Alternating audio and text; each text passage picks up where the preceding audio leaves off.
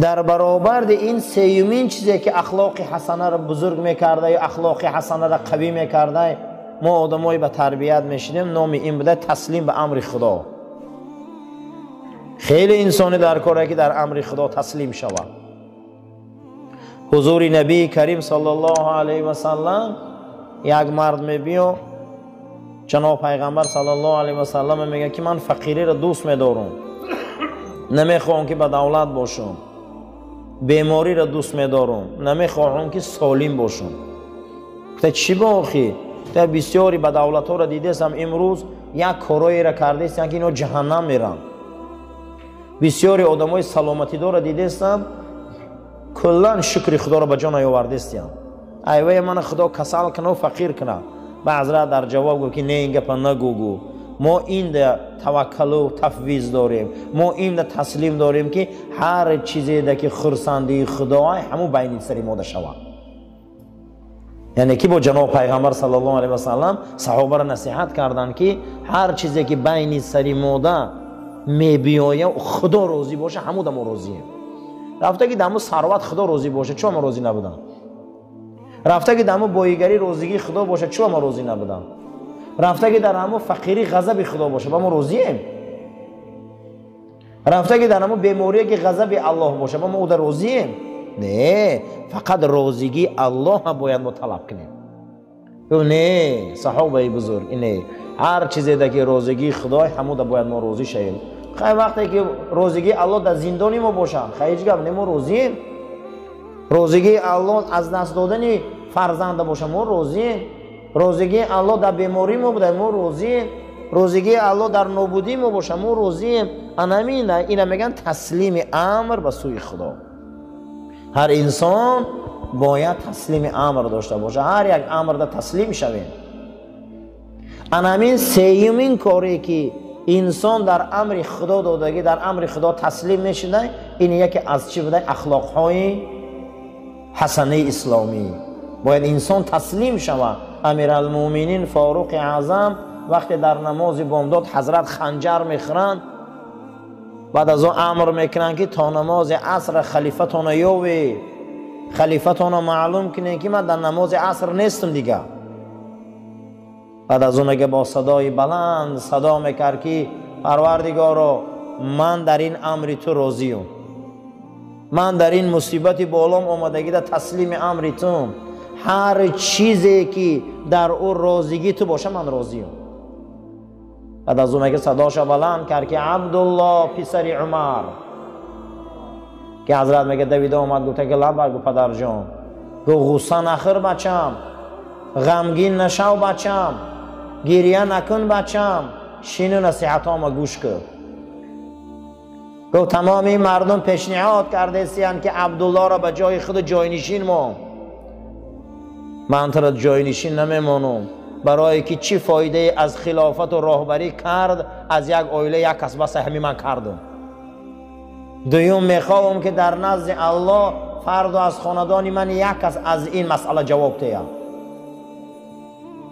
سیوم گو غصه نخور، اکنون تو باید تسلیم باشی در امر خدا، زیرا که مرگ به هر لباس می بیا. امروز ما به همین لباس آمد که به جان ما سوی قصد شد و من خرسندم که از دست مسلمان کشته نشدم و من خرسندم که از دست یک منافق کشته شدم و دعوای من فردا بالای سر یک مسلمان ده نیست، دعوای من گو بالای سر یک منافق ده. من از این کارم راضیم و تو را نصیحت میکنم بچم، هر چیزی که در دین تو ضرر میبیاره از او گریز، هر چیزی که در دین تو فایده میبیاره او را قبل. و اگر فقر تنگ دستی بالای تو ده بیایه مثل کوههای دنیا هم بار شوه، هیچ محل شریعت پیغمبر خور نکن. با شریعت باش، با اسلام باش، با دین باش و همیشه آدمای شکسته دل و مظلوم دوست دار و آدمای ساده را دوست دار، زیرا آدمای ساده و مظلوم اونها آدمای اهل ضرر نیستن. و همیشه این نغز دان، علما را احترام کن فرزندم. اگر علما احترام نشوه، علما قدر نشوه، دانسته باش که شریعت خور می شود، شریعت حرمت نمی شود. برای همین برادر این نصیحت های امیرالمومنین در وقت مرگشانه بعد از او گفت در کار خدا تسلیم باشه، در کار خدا تسلیم باشه، در کار خدا تسلیم باشه تا که ایماناتون سالم ماند. هر چیزی را که ما میبینیم این اول نوشته شده برادرو. رسول اکرم صلی الله علیه و سلم فرمودند 50,000 سال پیش از آفریدن زمین و آسمان خداوند چیزی که بالای سر آدم دمی آمد او را نوشت، ولی 50,000 سال پیش از آفریدن زمین و آسمان.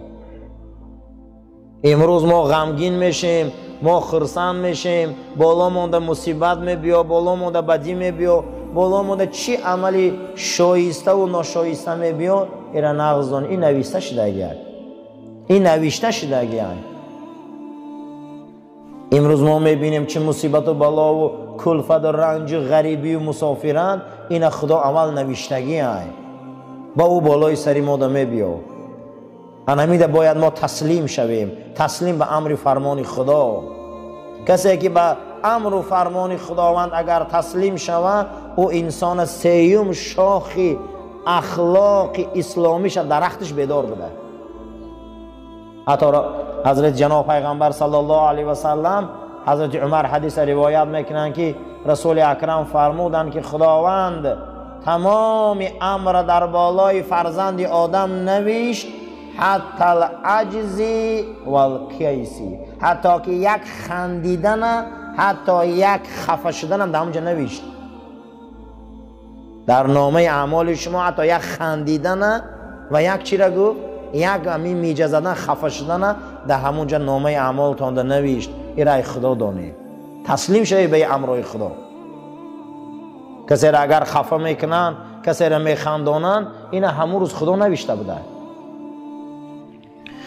چهارمین چیزی که پروردگار برای اخلاق ما علما او را آورده که اخلاق اسلامی شوه، اخلاق مقصد گپ دینی شوه، ما مسلمان شویم، رضایت امر خدا به سوی خدا. برادرها راضی باشه، از زندگی راضی باشه، از این زندگی ها باید ما راضی باشیم. من امروز خدا برای ما زندگی داده، این زندگی باید ما راضی شویم. هر کسی که از زندگی دادگی خدا راضی نمیشوه او را یگان خدای دیگر را کاوه گفته جناب پیغمبر. رسول اکرم صلی الله علیه و سلم فرمودند که پروردگار در حدیث قدسی فرمود که حبیب محمد صلی الله علیه و سلم هر کس به قضای من دادگی راضی نیست، هر کس به تقدیر من کردگی سر نمیفراره، هر کسی که من قلم تقدیر در زندگی او نوشتم رضایت نداره، رو سراغ دیگر پروردگار. یعنی ما ای بندگی میبرویم وقتی راضی نباشیم. امرای خدا را به سوی خدا باید ما روانه کرده راضی باشیم، رضایت داشته باشیم. انمو وقت اخلاق ما بیدار میشود. اینا میگن اخلاق حسنه، اینا میگن اخلاق اسلامی، اینا میگن اخلاق مسلمان. برای همین ما و شما توکل به خدامون قوی کنیم. ما درباره توکل خیلی صحبت کردیم. دویمش بود تفویض. تفویض از توکل یک درجه بلند نزد الله ده. وقتی که ما میبیاییم بیمارمون در دکترخانه میمونیم، تمامی شرایط میکنیم، اون نقض میشوه نمیشوه، او را باید ما از خدا بینیم. انا تفویض میگم. همه شرایط کردی. بسیاری بیمارا بیچارا شرایط میکنن، شما باید دنیا میگذارن، تمامی کار میکنن از دنیا میگذارن، فرزند میبرن در دانشگاه میمونن، همه شرایط میکنن اما ناموفق میشوه. اینا میگن تفویض. اگه بیا به خدا سپرشه که انامین باید باشه. تفویض همین بوده است که تمام امر به سوی خدا روانه میکنی. جود جوانمردی میبینی، سخا تیندگی میبینی، صدق راستی میبینی، کذب دروغ میبینی، فریب میخوری، شکست میخوری، غلبه میکنی. اینا میگفتیان تفویض. اینا به خدا روانه کن. دویم ریشه اخلاق حسنه همین بوده. بسیاری انسان ها نغز سر میکنن به زیب تمام میکنن، کاری نغز میکنن بیچاره عاقبتش خوب نمیشود. برای همین الله جل و علا شأنه در قرآن فرموده اعوذ بالله من الشیطان الرجیم لکی لا تسوا علی ما فاتکم. بسیار زیقی غصه نخوری آن چیزی را که ای دست داده.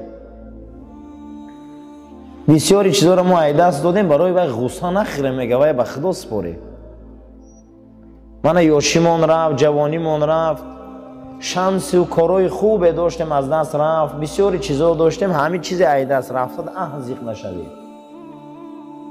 لکی لا تسوا، ایجمال غمگین نشوید علی ما فاتکم. بسیاری چیزا را ما ای دست دادیم زیقی نکنید دیگه، غمگین نشوید. رفت او دوره گذشت، برگذشته صلوات. ولا تفرح لما آتاکم، با خرسندی نکنه که او چیزی که در دست شما داده.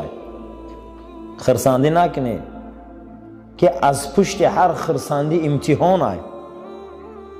ای پشت هر یک چیزی که در دستمان داده امتحان ای.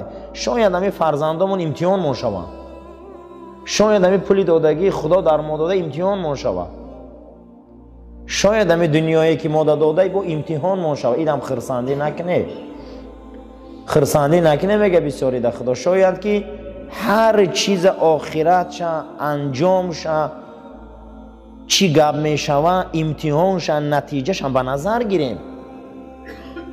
ما نمیدونیم که آینده همین کارولی چیه، ما آینده شه نمیدونیم.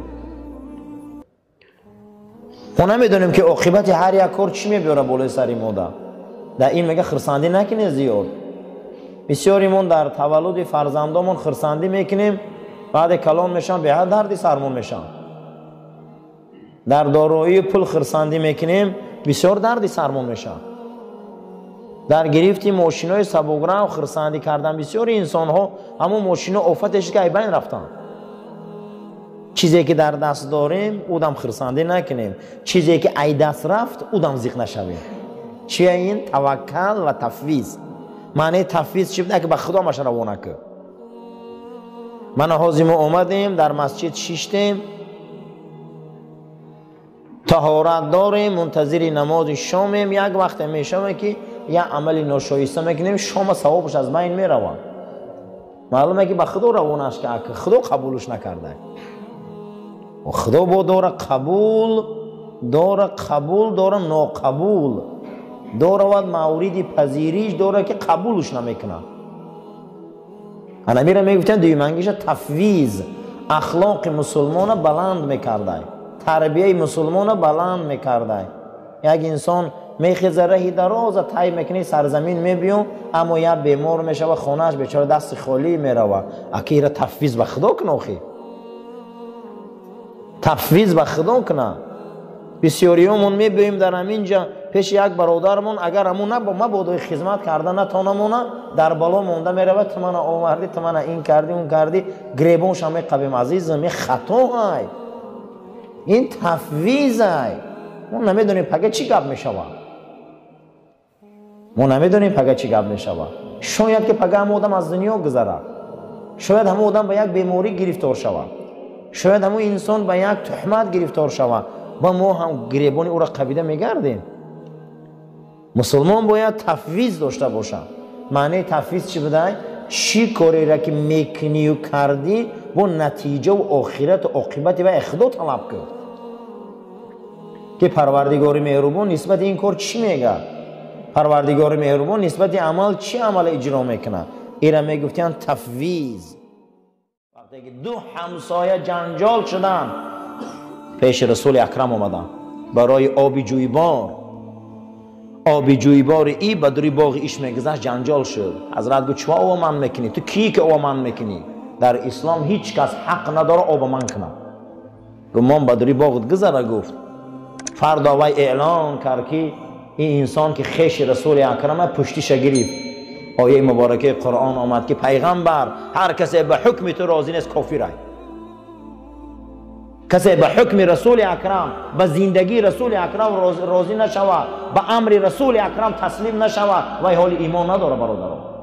پیغمبر ما خوشبو بود، پیغمبر ما ریشی کلان داشت، پیغمبر ما لباسی سفید و سبز دوست می داشت، پیغمبر ما رو موی سرش لخچه باری سیاه از بالای گوشاش مگه کشال بود. حتی که حضرت ام سلمه مادر ما گفت ای که خوراکخوری رسول اکرم دوست می داشتم. چگونه بود خوراکخوریش؟ در پای چپش تکیه میکرد، هیچ محل با پهلو پادراز رسول اکرم ندیدم که اوقات خوره. در پای چپشان تکیه میکردن، خشان میپرتافتن، همین گونه نان و خوراک میخوردن که صدای نفساش من میفهمیدم. همخیل خوراکخوری تازه داشتن.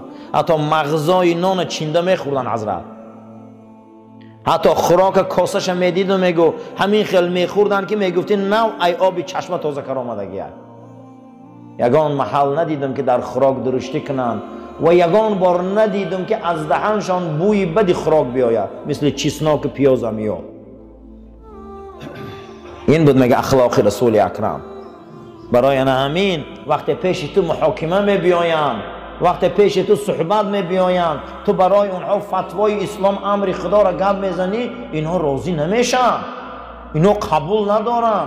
و یسلم تسلیما، اینا تسلیم نمیشن، میگه نه اینا میگه ایمان ندارن. ولی کسی که بر رسول ما خداش خواه که ایمان داشته باشه باید قضای رسول اکرم قبول کنه، باید فتوای پیغمبر ما را قبول کنه، باید حدیث های رسول اکرم قبول کنه، آیین او را قبول کنه.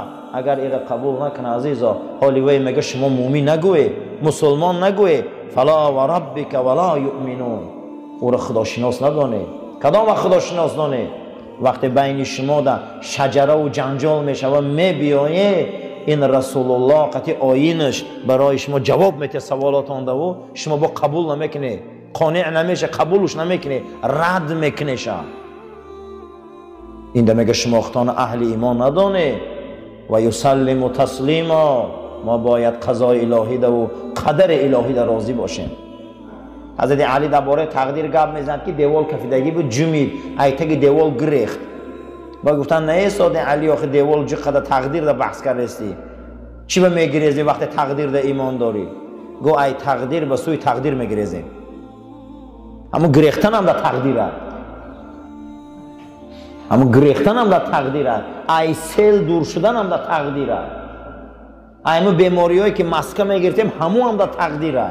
یا گونتی ای تقدیر بیرون نیست، فقط ما کوشش کنیم که در چیزی که امر خدا نیست او هم در تقدیر مونه، در او چیز امر خدا نیست او احتیاط کنیم، برای ریسک کار کنیم، نه که حریص نباشیم. جناب پیغمبر صلی الله علیه و سلم میگفتند که الفقر و فخری، پیغمبر میگه که فقر کمبغلی فخری منه. ای در دیگر حدیث شان گفتند که مسلمانی فقیر مسلمانی کامل شده نمیتونه. این دو حدیث جنگ میشه که در این حدیث گفتن است که پیغمبر فخری منه، در این حدیث گفته که مسلمان فقیر ایمانی کامل نداره. او بیچاره در این نمازش نمیدونه زندگیش ای کجا گذاره، اما روزاش هم ای کجا گیره، بیگا میره ای کجا کنه، چیکار کنه بیچاره. همین آدمی فقیر دست به چند کار میزنه، چخیل میشه. این پیغمبر خدا گفتن که فخری منه معنیش اینه که بنده چیزی که تو داری این ابدی ندان، این فقیری. خیلی نیکی آخه لباسی خشرونه پوشو، دوخی خشرونه زن، اوقات خشرونه خیر، خانه خشرونه که این نیست عزیزا، این نیست. یعنی چیزی که داری همون رو ابدی ندان، ماشین ابدی ندان، رفیق ابدی ندان، پول ابدی ندان، خانه ابدی ندان. همین فقر گفته فقری منه. او فقری که آدمو باور کنه برادرها، آدمو پوچن، برای پگشون تکیهگاه ندارن، یک پوچی، یک کارای بی‌معنی، یک دنیا بیزاری، یک پوستین کهنگی، یک لباس بویناک. این کفره، این کفره. در بوی دوخی رسول الله مردم مست میشه، در دندانهای رسول الله را تماشاش صحابه مست میشه. از این انس ابن مالک میگه دندانهای رسول اکرم رنگ جاله سفید بودن، ریش حضرت بالای کنده سینه‌شان پوشانده بود، کرته های کرباسی میپوشید، میگفتی که پهلوان در بین صحابه. یگان مراتبه مویله بی رسول اکرم ما ندیدیم، مویله باش تراشیدگی بود. مسواک چوبش میدیدیم که در بالای گوشش رنگ استاهایی که قلم میمونن هم خمونده بود. هر باره که میدیدیم مرغ چوجه مرغ رفته ای بازار خریده آورده، خودش کلان میکرد، با دست پروری خودش همو چوجه را میخورد، حتی که گوشتی همه بازاری در میل میکرد. بسیاری وقت خوراکی هاشو میدیدیم ای شطوری خودشان ای شیری همون بود. حتی که عایشه مادر منو میپرسید روزی که عایشه دوخی داری؟ دوخی های من تمام شده. عایشه مادر من میگه ندارم، منم تمام شده. گه معلوم میشه که در اسلام دوخی مردکی زنکی نداشته. این حدیث معلوم میشه که در اسلام دوخی مردکی زنکی نداشته. اینا رو همین مدل یورپ رو آورده بدیم. ندارم فرستاده خدا یگان کرته داره که نه دوخی زده باشه. بله دارم، هوای بیار میگه همون رو میبیاره در آب تر میکرد میجفید، همون آب در دیداراش میمالی و مسجد میرفت. غنیم بود تقدیر، این ای قضا، این ای الگو، این ای نمونه، همه یمیده تقدیر ای. ان الله طیبون، خدا خوشبو های و پاک میداره خوشبوها را. حدیث صحیح های، خدا پاک های و پاکیزگی را دوست میداره. برای الله جل و علا شانه فلا و ربک ولا یؤمنون حتی یحکموک فیما شجر بینهم. نه ولی میگه مسلمانی کامل نشدیم، حالی ایمانی کامل ندارم به خدا یگانه ایت حبیبی من محمد صلی الله علیه و سلم. اینا رو تو مسلمان ندان، اینا رو حالی صاحب ایمانی کامل ندان. کدا وقت اینا ایمان دارن؟ وقتی بینشان نظام میخیزه، جنجال میخیزه، خرخشه میخیزه، تو پیش تو میبیاین، پیش آیین تو میبیاین. وقتی خدا و رسول در این مسئله گپ میزنن، اینها قضاشان میفهمن و یسلم و تسلیم، میگن ما در قضای الهی تقدیر راضیم. انمی گپ نگوان، حال ایمانشان پره نیست. کدام وقت ایمان پره میشده؟ قضا و قدر در راضی شدن در کاره، تقدیر الهی در راضی شدن در کاره. کسی که در تقدیرش راضی نیست، کسی در قضاش راضی نیست، اینا نغزدانه که تسلیم نشود در امر رسول الله و انسان حال ایمان نداره. همین هم در درون قضا ها، این بیرون نیست. خدا بعضی حالات در عمر آدم، رزق آدم وظیفه‌دار به دعای مظلوم پدر و مادر کرده. همین دعای پدر و مادر میگیره آدم یا نه؟ دعای مظلوم آدم میگیره. همین هم در تقدیر خدا وارد کرده. حضرت رومی میبیاره که ارواحش نبارم که یا باغبان میگه باغی خوبی انگور انجیر داشت، یک دوز میدرویه بالای انجیر انار میدرویه خوردن میگیرن و میگه ای فلان این باغی من نیاخی فرا این چی ظلمی از حقی من خانه سوخته با ملورنگ بوده ده و میگه این باغ خدا، این میوه خدا، این زمین خدا. با چه خیلی تو صاحب در عقیده ایجا 30 ساله محنتی باید در زمین زده، میگه همش ای خدا. و اینم باغبانی دانا بودم، میگه میبرم انجیر میکشم میفراره و دست و پا میده کرده میبنده و میره یک گارانه خوب میگیره میبیا میگه ای خیمچک خدا، این بنده ای خدا، که مور دانک میزنه با بنده ای خدا. برای همین برادرها همه قضا در روزی شدن در کاره. بعضی آدم ها رو میزنن همون در تقدیر شد. اومده دزیده نیمی مولا برده و میلیسه قبه رو با سری وید مولا وید با شکرچوی تو وید مور دانک زدن در کاره با هم تقدیر شده بود. بعضی آدم ها رو با اگر یک کف مول نکنی مور دانک نزنی کن نمیشه آخی ویم دم قضا شد. خدا کوهی تو را برداشت بالا یهودی ها دا آورد گو اگر موسی دا ایمان نمیبره بالا تو چپا میکنم. و بعضی زنک و بعضی گوده که باید مور دانک نزدی نماز نمیخون آخی، باید همه خیمچک شب نکنی با همون نمیخونه نماز، با همه ها رو خسته باید نه ترسانی نمیخونه. همینه برادرای عزیز. اگر ما یگان مسیحی در کار نداریم، ما یگان یهودی در کار نداریم، وقتی میگه اشهد ان لا اله الا الله و ان محمد رسول الله و کارش میگیری و چی میگی که کلمه را میگی اخی؟ اگر همون روی با دیگر آینه ما کار نداریم مودا. وقتی این گپ میگی اکنون بیا تسلیم شویم امر رسول اکرم دا، بیا قضا و قدر دا تسلیم شویم. برای همین برادر کسی را بای میبینه، کسی را کمبغل میبینه، کسی را با توفیق میبینه، کسی را به توفیق میبینه، کسی را فرزنددار میبینه، کسی را به فرزند میبینه، اول باید با تقدیر ایمان بیاریم که تقدیرش نبوده. لیکن دوم فرمان رسول اکرم تسلیم شویم که پیامبر چی گفته؟ انا می ای برادرو قضا و قدر، انا همین ای شریعت داری، انا همین ای آیین اسلام، انا همین ای اخلاق مسلمان. خشا به حال انسانی که پیش از آمدن گورش آباد کنه. خشا به حال انسانی گفتن تو با خشا به حال انسانی که پیش از قبر در آمدن قبرش امارت کنه. خشا به حالش. من همینجا در شیشتن صحبت ها ما نامش برای همینه که ما فردا یک جا را آباد کرده رویم. یک روز میرسه که فردا چوپی که اجل در رسدد. همه مانده دنیا مهلت های، همه چیش یک وقت معین قطعی های. ساعتش می بیا به حکم ضرورت زبان در کشی. آن روز با دیگه من حبستگی هم زبان محکم های، دیگه نه اخلاق گرفته میتونیم و نه تربیت گرفته میتونیم و نه اخلاق داده میتونیم و نه تربیت داده میتونیم. برای همین امروز در درس اخلاقیات من هر نماز جمعه هست تربیه از دیدگاه اسلام. امروز یکی از بهترین اخلاق تسلیم شدن به قضا و قدر بده. ما مسلمانیم و الحمدلله. هر کسی که به قضا و قدر ایمان نداره وای مسلمان نیست. هر یک مسلمان باید ایمان داشته باشه که قضا چیه قدر چیه. قضا اصلا برادرها به معنای چی را میگن؟ به معنای پر شدن. همین وقتی که لیمچه پر میشوه، وقتی لیمچه پر میشوه از گندم او را میگن قضا.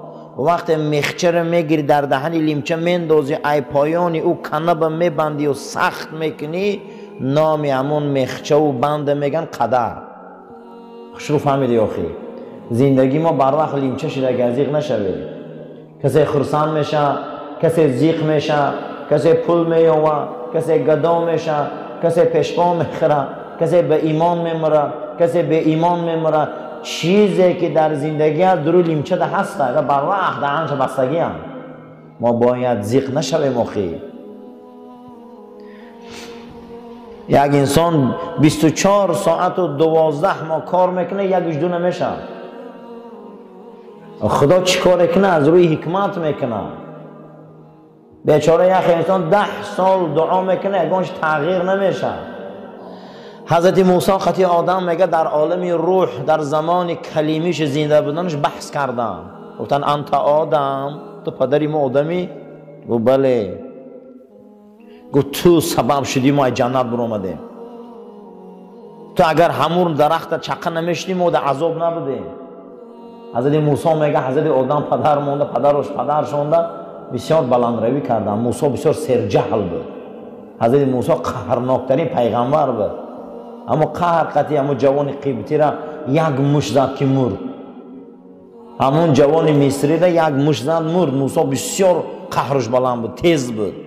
از بعضی علما رو بینید تیزن. حضرت موسی هم خیلی پیغمبر بود. همون جوان قبطی را بسیار حد گذرون که یک مش زد جانش برآمد. همون جانش برآمدن در روز قیامت نزد خدا در شفاعت کردن نمیتونست که ما یک خطا کردم. و این نباشه از روی جان میام همین خیلی همین کار کرد. یک آدم یا آدم شوخی هم خیلی میکنه یا از روی چیز مقصدش این نیست، قصدی وای کشتن نیست. روز قیامت میگه پروردگار من شفاعت کردن نمیتونم اخی، من یک کاری خطا دارم، همون جوان قبطی را یک مش زدم مرد. انمی کاری کردگیش شفاعت کردن نمیتونستن، اما رسول الله می کار کردگی نیستن. پیامبر ما عمرشان بسیار حلیم بودن، مهربان بودن. برای می خداوند تاج شفاعت داد شونم. اگر که ادبگاه محبت ناز و شوخی برنامه آره درگاه خدا شوخی ندارن. بزرگا رو بینه چه احتیاط میکنن. حضرت آدم ده میگه بلندروی کرد، حضرت آدم میگه سکوت کردن، بعد از او سرشان برداشتن گفتن انت موسی، تو موسایی، تو همون نازنین خدایی که به جبرائیل گپ میزنی. بسیار وصف فهمیدیم. خدا ده تو الواح داد، تورات دادن. بله گفت در تورات چی خواندی نسبت آدم علیه السلام؟ گفت 40 سال پیش از آفریدن آدم من در تورات خواندم که ولی آدم در زمین وجود نداشته. خدا مخلوقی را خلق میکنه با نام آدم، او را جنت میدراره، آدم از او درخت میخوره به اختیار خودش. آدمی که خدا او را نزدیکترین مخلوقش خلق کرده، او دا عاشق محبوبه. آدم پروردگارش نافرمانی میکنه. من خواندم گفت بنابر سبب اختیار خودش ای جنت میبراید. این در مقدرات آدم بوده، یعنی چی که خودش اختیار میکنه، همش ای تقدیرش بوده. گو ای چی بوده؟ گو ای تقدیر. گو چون من سرزنش میکنی؟ آخه تقدیری مانده بوده یعنی چیز. میگه در همین حالتی که تقدیر ده که گفت موسی پایان آمد، آدم موسی ده میگه بلند دلیل آورد. یکی از اخلاقهای مسلمان امروز قضا و قدر ده ایمان آوردن است. حضرت امام ابو حنیفه گفته است که هر کس که قضا و قدر ده ایمان بیاره، او انسان از جقیش قلب، از دودیلگی و شکاکی و بی‌معنی خلاص میخوره. خیر بچه‌ت میمره، زنت میمره، فقیر میشی، قشاق میشی، بانکرات میشی. حتی حضرت عمر رضی الله تعالی عنه گفته بود است که خداوند تقدیر خلایق نویساند 50,000 سال پیش از آفریدن زمین و آسمان. چند سال پیش نوشته بوده؟ 50,000 سال پیش از آفریدن زمین و آسمان تقدیر خلایق نوشته بوده است. حتی یک خندیدنشان گفت، حتی که یک غمگین شدنشان هم نوشت. ما باید مسلمان ها تسلیم شویم. آخی تقدیر وصف مجبوری نیست که مثال عبدالله همین روز مسجد می بیایه، حتما نه. وصف کرده اگه که عبدالله فلان سال به دنیا می بیا، انم خیلی مسجد بنیاد می شوه، به اختیار خودش مسجد می بیا، به اختیار خودش در صفا می شینه. خدا در بین 18,000 عالم یگانه مخلوقی که او را اختیار داده ای آدم است. غیر آدم یگان مخلوقش اختیار نداره. ما دا اختیار داده گه خدا. دیگر هر یک او را خداوند با واسطه گن اداره میکنه.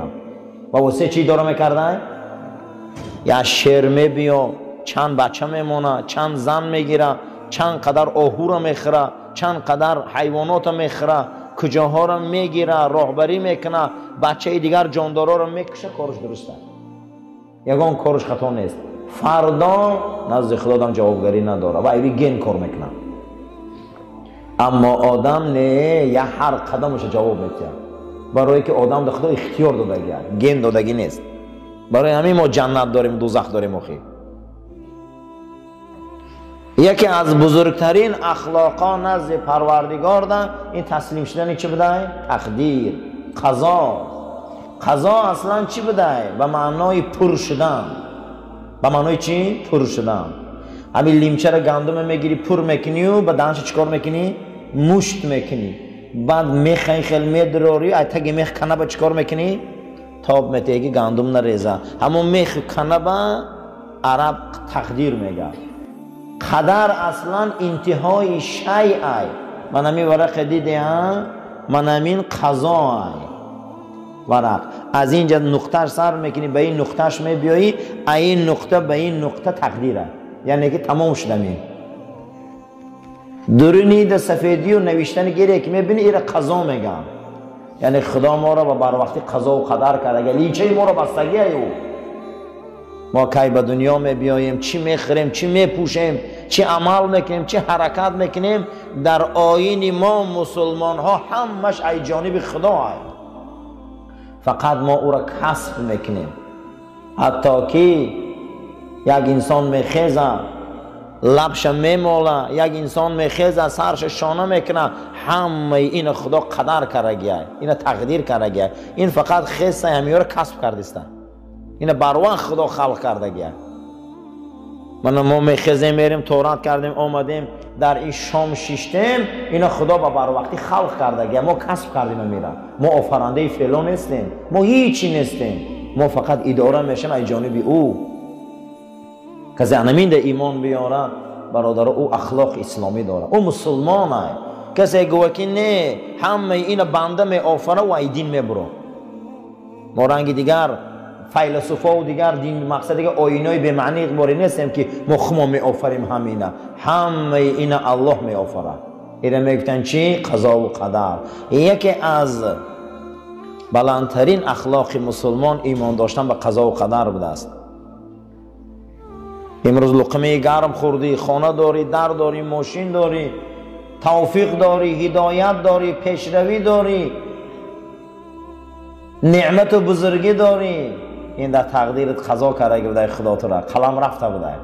اگر نداری، فقیری داری، بیماری داری، رنج داری، مصیبت داری، هیچی نداری، این دم راضی شو بنده که این قضا در رفته بوده است.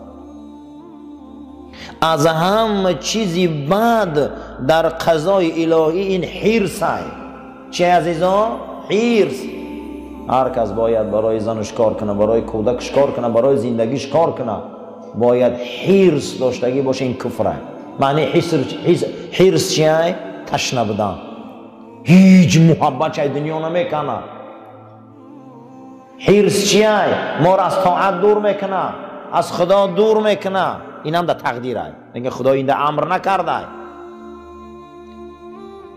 خدا زن آفریده، امر نکرده که به نکاح خوش شو. خدا ما را آفریده، امر نکرده که پیش مرد دست دراز کن که تر زهرآلود کنه.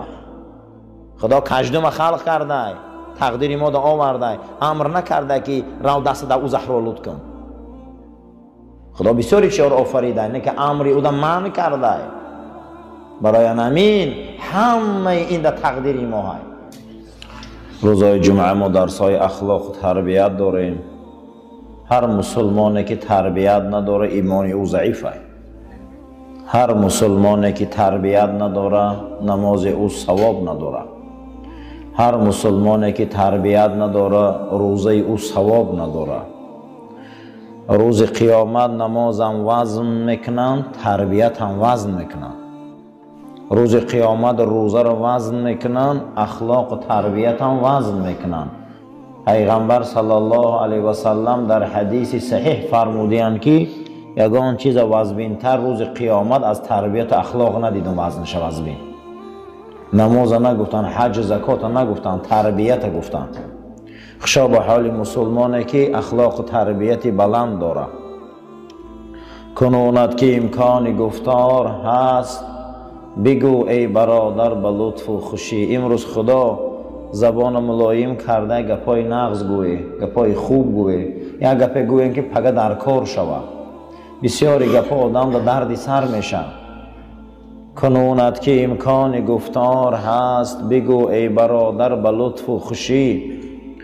گپای ملایم آهسته آهسته گپ زنیم، گپای خوب گپ زنیم، از اخلاق و تربیت گپ زنیم، از مدنیت انسانی گپ زنیم که فردا چپایی که اجل در رسدد خاناخواه همه ما میگذاریم.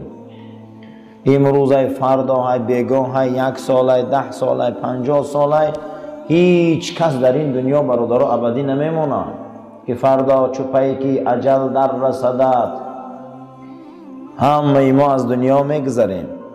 به حکم ضرورت زبان در کشی آن روز ما ضرورت داریم، دیگر گم زدن نمیتونیم، دیگر ما نصیحت کردن نمیتونیم، دیگر این خیل صفای نماز شیشتن نمیتونیم. پروردگار ما را یک توفیق هدایت ته که تقدیرامون ایمان بیاریم، قضاهامون ایمان بیاریم، حکم رسول الله دا ایمان بیاریم، حدیثاش دا ایمان بیاریم، شریعت دا ایمان بیاریم، تا این که قضا و قدر ما فردا نزد خدا دا ارزشمندترین قضا و قدر باشد. اللهم ربنا آتنا في الدنيا حسنة وفي الآخرة حسنة وقنا عذاب النار. وصلى الله تعالى خير خلق محمد وعلى أصحاب الأجمعين آمین یا رب العالمین. صفاتان راست گیره، تلفناتان